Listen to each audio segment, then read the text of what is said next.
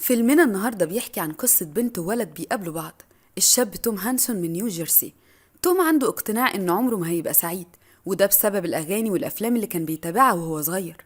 والبنت سمر من شيجان. سمر عكس توم تماما، مقتنعة إنها في يوم هتقدر توصل لسعادتها اللي تستحقها، خصوصا بعد انفصال باباها ومامتها عن بعض، وقررت إنها هتدور على سعادتها بنفسها. وفي يوم بيقابل توم سمر في الشغل، وبيكون أول يوم ليها، ومن أول ما بيشوفها بيحس إن دي البنت اللي كان بيدور عليها طول عمره. وفجأة بنلاقي توم واقف بيكسر اطباق، وصحابه مش عارفين يوقفوه، فبيضطروا يكلموا أخته الصغيرة ريتشل علشان هي الوحيدة اللي هتقدر عليه. وفعلا بتيجي ريتشل وبتخليه يوقف اللي بيعمله، وبتسأله ايه اللي حصل ووصله للحالة دي. فبيقول لها ان هو وسمر كانوا بيحبوا بعض وعلاقتهم كويسة.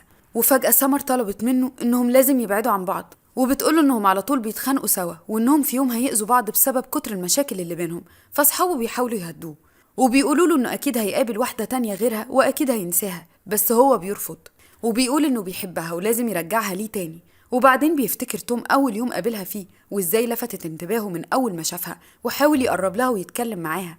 لكن صاحبه قال له انها ما بترضاش تكلم حد في المكتب، وان واحد زميلهم حاول يفتح معاها كلام لكنها اتجاهلته تماما، وانها مغرورة جدا وشايفة نفسها. وتاني يوم بيقابلها توم في الاسانسير وبيحاول يتجاهلها، بس هي اللي بتبدأ كلام معاه، وبتقوله انها بتحب الفرقة اللي بيسمع اغانيها وبتبدأ تغني معاه، وبعدين بتسيبه وتمشي. ومع الوقت بيبدأ توم يقرب لها ويتكلم معاها، وبيحكي لها انه مصمم معماري، وانه اضطر يسيب مجال دراسته ويشتغل في حاجة تانية. وهي كمان بتحكي له عن ايام الجامعة بتاعتها. وبعدين بمرور الايام بيحكي توم لصاحبه انه بقى بيحب سمر وبيحب تفاصيلها، وانه اتعلق بيها جدا، وانه بقى بيسمع الاغنية اللي عجبتها تقريبا كل يوم علشان هي بتحبها.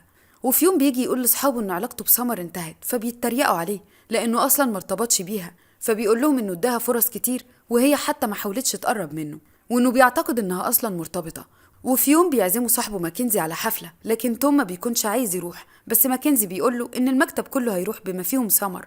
فبيوافق توم وبيروح، وفي الحفلة بتقعد سمر مع توم وصاحبه، وبيسألها ماكنزي لو هي مرتبطة، فبتقوله لا، وانها ما بتحبش ترتبط لانها ما بتحبش احساس انها ملك حد، او ان حد ممكن يتحكم فيها، وانها بتحب تكون حرة، وان هي لسه صغيرة وعايزة تستمتع بحياتها ومش عايزة حد يجرحها.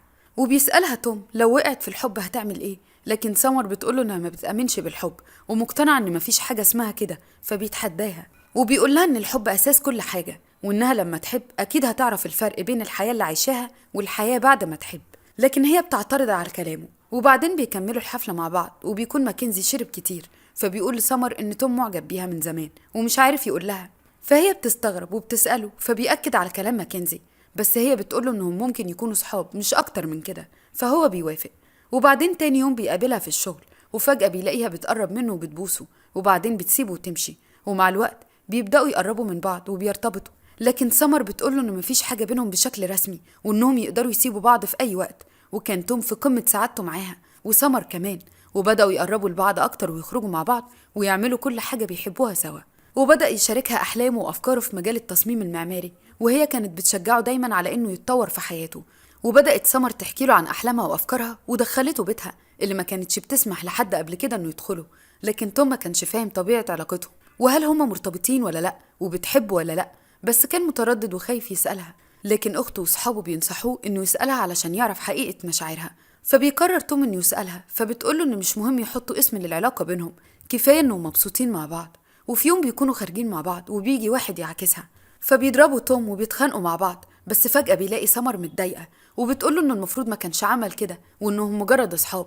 فبيتصدم توم وبيسألها إزاي بعد كل الوقت اللي قضوه مع بعض. فبتقوله إنها بتحبه بس مش عايزة يبقى فيه بينهم علاقة. فبيتخانق معاها توم وبيسيبها ويمشي. وبعدين بنلاقي سمر بتروح له بيته بالليل وبتعتذر له عن اللي قالته، وبتقوله إنها بتحبه.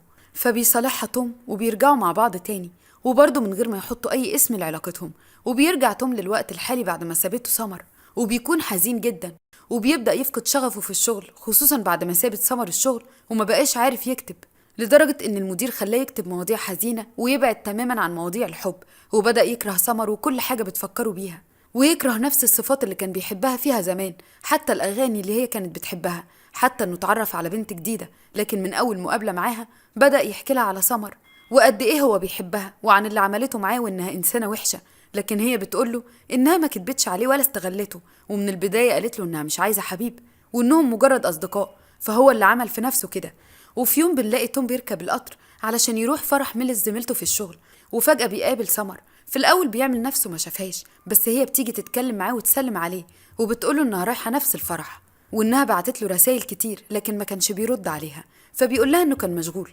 وبعدين بيقعدوا يشربوا قهوة ويتكلموا مع بعض عن الفترة اللي كانوا سايبين بعض فيها. وبعدين بيقضوا الفرح كله مع بعض يتكلموا ويرقصوا، وبتعزموا على حفلة عاملاها يوم الجمعة في بيتها.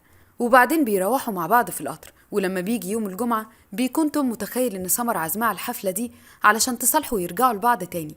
بس لما بيروح بيتفاجئ إنها بتعامله ببرود، وبيتعرف على أصحابها، وبيقضي معظم الحفلة لوحده وهي مشغولة مع ناس تانية. وبيكتشف فجأة إنها اتخطبت، وإنها عاملة الحفلة دي علشان تعرف أصحابها على خطيبها. فبيتضايق توم وبيجري بسرعة ويسيب الحفلة. وبعد كده بتكون أيام توم كلها شبه بعض، وبيكون عنده اكتئاب شديد ومالوش نفس يعمل أي حاجة، حتى إنه بيكره شغله وبيستقيل منه لأنه بيكتشف إن ده مش الشغل اللي هو عايز يعمله في حياته. وفي يوم بيكون بيزور ريتشل، فبتلاقيه قاعد بيرسم سمر. فبتقوله إنه أكيد كان فاكر إنها توأم روحه، وإنه فاكر بينهم الحاجات الجميلة بس، لكن ياريت يفكر بشكل مختلف ويفتكر لها الحاجات الوحشة اللي عملتها فيه علشان يقدر ينساها ويتعرف على غيرها. وبيبدأ توم يفكر في كلامها وفعلا بيركز في حياته، وبدأ يرجع يقرأ كتب في مجال دراسته، وأكتر مجال بيحبه هو التصميم المعماري. وبدأ يقدم على شغل في شركات كتير وكلهم بيترفض فيهم. وفي يوم وهو خارج من شركة منهم بيقابل سمر وبتكون اتجوزت، فبيبارك لها وبيقول لها انه استقال من الشغل. وبيسألها هي ليه ما حكتلوش لما قابلها في الفرح، فبتقوله ان حبيبها ما كانش لسه عرض عليها الجواز. فبيسألها ازاي ما كانتش عايزة يبقى في حبيب في حياتها لكن دلوقتي هي متجوزة. فبتقوله انها فجأة حبته، لكن للأسف زمان ما قدرتش تحب توم. فبيقول لها انها كانت صح، وانه ما كانش لازم يؤمن بفكرة توأم الروح والحب والقدر والقصص الخيالية، لكن هي بتقوله ان كل الحاجات دي حقيقية، وان فعلا كل حاجة مقدر ليها، بدليل انها قابلت واحد في مطعم ودلوقتي بقى جوزها. لكن الفكرة انها مش توأم روحه ولا مقدرة ليه، وانه اكيد في يوم هيقابل البنت اللي تثبت له ان كل الكلام ده صح. فبيتمنى لها توم السعادة، وبعدين بتسيبه وبتمشي. وفي يوم بيكون توم مقدم على شغل وقاعد مستني المقابلة، وبيقابل واحدة بتنافسه على نفس الوظيفة وبيتعرف عليها، وبتقول إنها شافته قبل كده في نفس المكان اللي بيقعد فيه دايما. وبيبدأ يتعرف عليها وبيعزمها إنها تخرج معاه بعد المقابلة وبتوافق. وبكده يكون خلص ملخص فيلمنا النهاردة.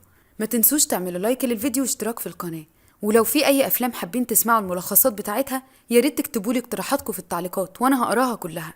نتقابل في فيديو جديد. سلام.